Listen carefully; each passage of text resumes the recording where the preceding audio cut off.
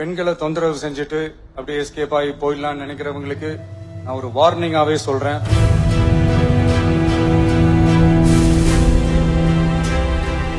பல வருஷமா இதை கண்டுக்காம விட்டதுதான் அந்த வேர் இவ்வளவு ஆழமா பரவி இருக்குது. இத பல வருஷமா கண்டுக்காம விட்டது யாருன்றது நான் சொல்லிதான் உங்களுக்கு தெரியணும்னு அவசியம் இல்லை, அது உங்களுக்கே நல்லா தெரியும். இந்த பிரச்சனைகள்லாம் ஏன் நடக்குது அப்படின்றத அனலைஸ் பண்ணி பார்க்கும்போது சுத்தி சுத்தி பாத்தீங்கன்னா ஒரே இடத்துலதான் வந்து நிக்குது, போதைப் பொருள் நடமாட்டம்.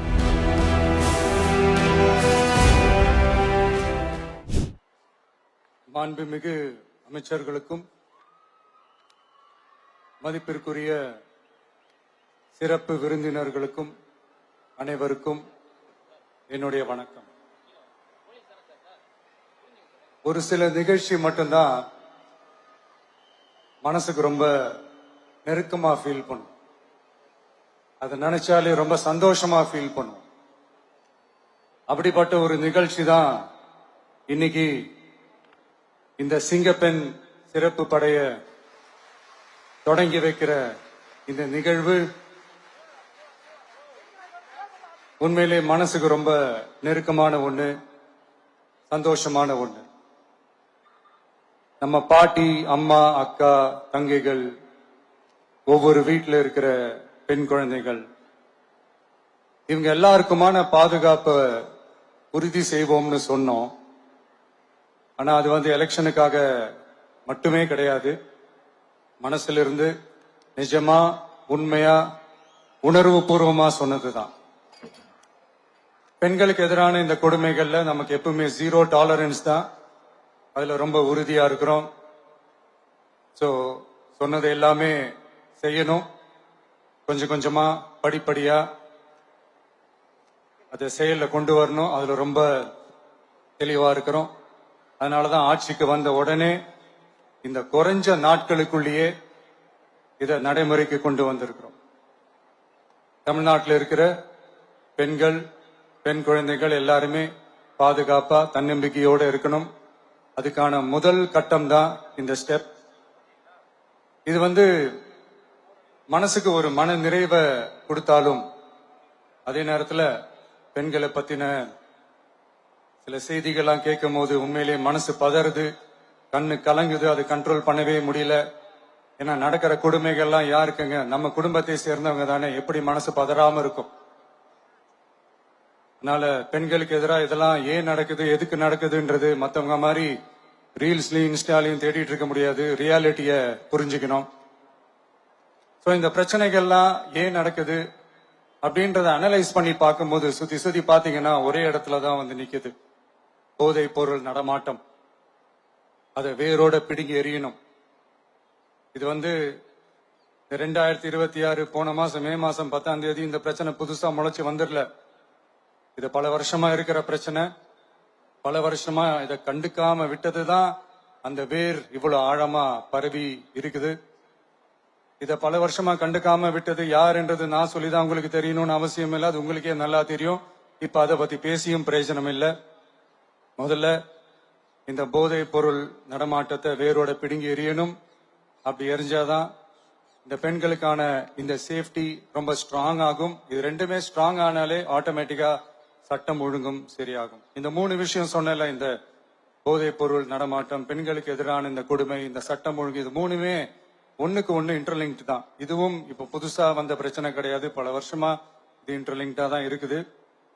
இதெல்லாம் ஏன் எதுக்குன்றது இப்ப முக்கியம் இல்லை, இது எப்படி சரி செய்ய போறோம்ன்றது தான் முக்கியம். பட் அதே நேரத்துல இன்னொன்னையும் நம்ம மனசுல எடுத்துக்கணும். இந்த பெண் குழந்தைங்களுக்கான இந்த பாதுகாப்பு இது வெறும் சட்டம் ஒழுங்கு சம்பந்தப்பட்டது மட்டும்தானா அப்படின்னு கேட்டீங்கன்னா இல்ல, இது சமூக ஒழுங்கும் சம்பந்தப்பட்டு இருக்கு. சமூக ஒழுகல தனி மனித ஒழுங்கும் சம்பந்தப்பட்டு இருக்கு. தனி மனிதன் ஒழுங்கா இருந்தாலே அந்த சமூகம் தன்னால மாறும். ஒரு கட்டுப்பாட்டோட ஒரு பொறுப்பா இருந்தாலே இந்த மாதிரி பல பிரச்சனைகளை நம்ம கண்ட்ரோல் பண்ணலாம். படிக்கிற இடத்துல, வேலைக்கு போற இடத்துல, டிராவல் டைம்ல, ஆனா டெய்லி லைஃப்ல பயம் இல்லாம மரியாதையோட நம்ம பெண்கள் வாழணும். அதுக்கான ஒரு அட்மாஸ்பியரை நம்ம கிரியேட் பண்ணணும். அதுதான் நம்மளுடைய ஃபர்ஸ்ட் டார்கெட்டு. இவ்வளவு நேரம் நான் இதெல்லாம் ரொம்ப சாஃப்டா சொல்லிட்டு இருந்தேன். ஆனா பெண்களை தொந்தரவு செஞ்சுட்டு அப்படியே எஸ்கேப் ஆகி போயிடலாம்னு நினைக்கிறவங்களுக்கு நான் ஒரு வார்னிங்காவே சொல்றேன். பெண்கள் பாதுகாப்பை டிஸ்டர்ப் பண்றவங்க யாரா இருந்தாலும் அது சகிச்சுக்கவே முடியாது. அவங்களுக்கான தண்டனைக்கான அந்த நடவடிக்கைகள் எல்லாமே போலீஸ் டிபார்ட்மெண்ட்ல இருந்து ரொம்ப கடுமையான ஒரு தண்டனையா இருக்கும், கடுமையான ஒரு நடவடிக்கைகளா இருக்கும். அந்த தண்டனை அவங்களுக்கான அந்த சார்ஜ் ஷீட் எல்லாமே ரொம்ப ஃபாஸ்டா ஸ்பீடா அது செயல்படுத்தப்படும். என்ன ஒண்ணு, அந்த ஸ்பீட்ல நிரபராதிகள் யாரும் தண்டிக்கப்பட்டிருக்கூடாது. இதையும் காவல் அதிகாரிகள் மைண்ட்ல எடுத்துக்கணும். தப்பு செஞ்சவங்களுக்கு மட்டுமே அந்த உண்மையான கடுமையான தண்டனை கோர்ட் மூலியமா வாங்கி தரணும். அப்பதான் அதை பார்த்து தப்பு செய்ய நினைக்கிறவங்களுக்கு கூட தப்பு செய்யக்கூடாதுன்ற அந்த ஒரு பயம் வரணும். இந்த சிங்கப்பெண் சிறப்பு படைக்காக நம் அரசு சார்பாக முதற்கட்டமாக 354 கோடிக்கு மேல நிதி ஒதுக்கப்பட இருக்கு. இந்த திட்டத்தோட இரண்டாவது கட்டமா இந்த படைக்காக மட்டுமே 2500 புதிய பணியிடங்கள் உருவாக்கப்பட உள்ளது. பெண்களோட பாதுகாப்பை ஸ்ட்ராங் பண்றதுக்காக மாடர்ன் ஃபெசிலிட்டிஸ் இருக்கிற வாகனங்களும் நவீன உபகரணங்களும் தொழில்நுட்ப சாதனங்களும் அலாட் செய்யப்பட இருக்கு. ஆல்ரெடி உமன் சேஃப்டிக்காக செயல்படுற அமைப்புகளுக்கு அடிஷனல் ஸ்ட்ரென்த் அண்ட் சப்போர்ட்டா இந்த சிங்கப்பெண் படை செயல்படுங்கிறத மீண்டும் வலியுறுத்தி சொல்ல விரும்புறேன். பெண்களுக்கு எதிரான குற்றங்கள் நடக்கிறதுக்கு முன்னாடியே அதை தடுக்கிற காவல் நடவடிக்கையில இந்த படை முக்கிய பங்கு வகிக்கும்.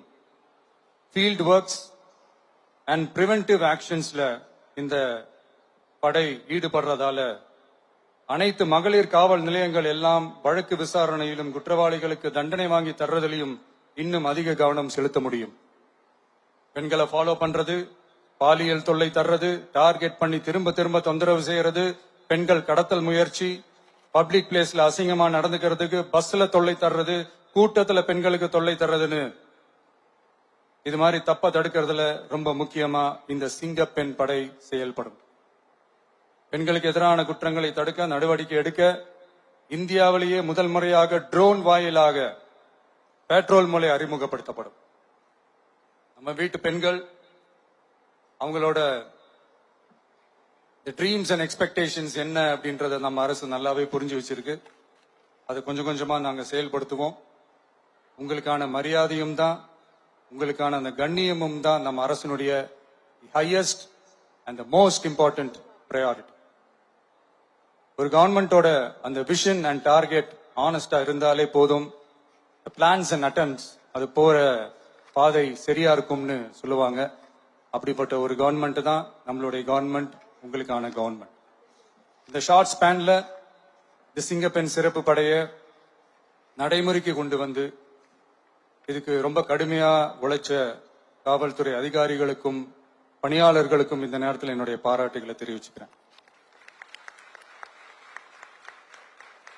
இந்த நேரத்தில் என்னை பொறுத்த வரைக்கும் ஒரு கவர்மெண்டோட முதல் சக்சஸ், முழு சக்சஸ் இன்ஃப்ராஸ்ட்ரக்சரோட வளர்ச்சியிலையோ பொருளாதார வளர்ச்சியிலையோ மட்டுமே இல்லை, அந்த ஸ்டேட்டோட பெண்களும் குழந்தைகளும் மரியாதையா வாழ்றாங்களா அப்படின்றதுலதான் அந்த கவர்மெண்டோட முழு சக்சஸுமே இருக்கு.